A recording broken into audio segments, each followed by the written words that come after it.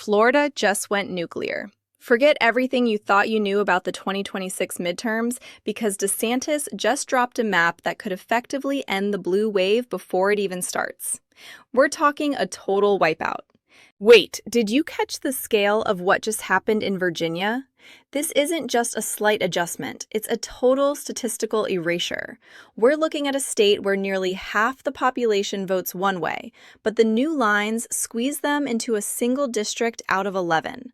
Look at how those borders are drawn. It's like a surgical strike on representation.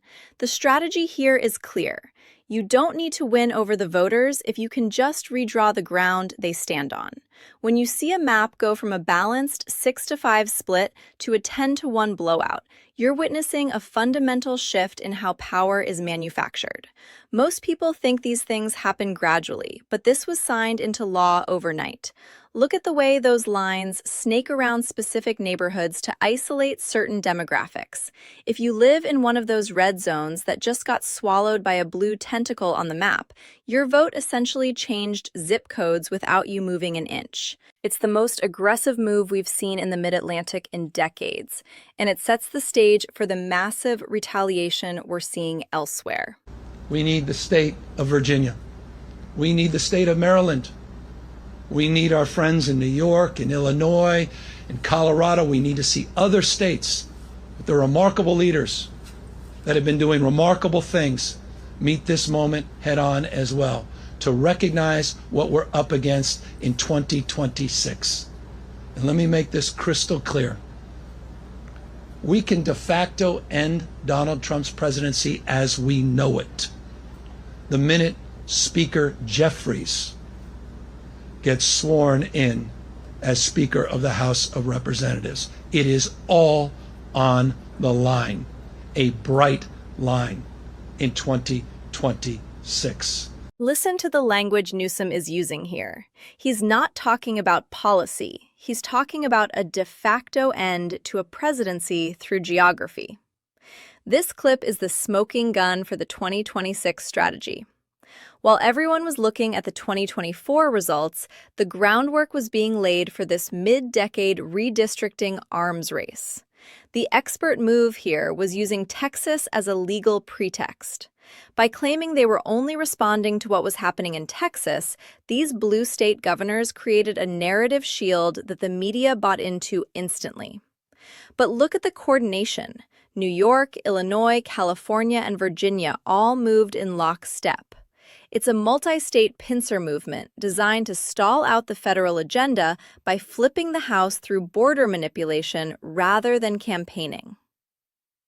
If you're wondering why the political temperature is through the roof, it's because the rules of the game just got rewritten in a back room. They aren't just playing for the next election, they're playing for the next decade of control. So today, I am going to issue a proclamation to convene a special session of the Florida legislature to do redistricting of congressional map in the state of Florida.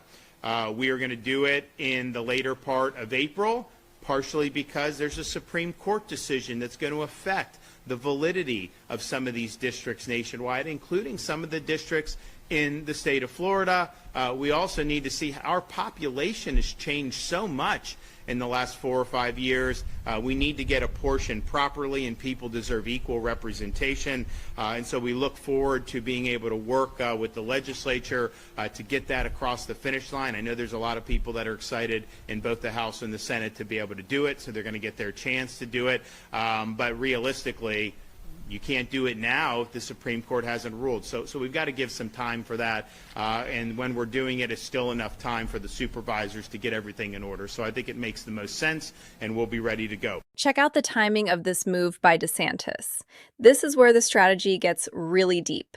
He waited until the very last second to strike, and for a very specific reason. He was waiting for the Supreme Court to rule on the California maps. By letting the blue states go first and win their legal battles, he essentially let them build his own legal defense for him. Now that SCOTUS has signaled they won't interfere with mid-decade changes, Florida has a green light to do exactly what New York and California did, but in the opposite direction. He's calling this a special session in April, which is basically code for "we're fixing the score." If Florida actually goes to a 26-2 split, it completely cancels out every single gain made by the Democrats in every other state combined. It's a total reset of the national board. You can see the confidence in his delivery. He knows he has the legal cover now. This is the moment the 2026 House of Representatives was likely decided, and it happened in a boardroom in Tallahassee.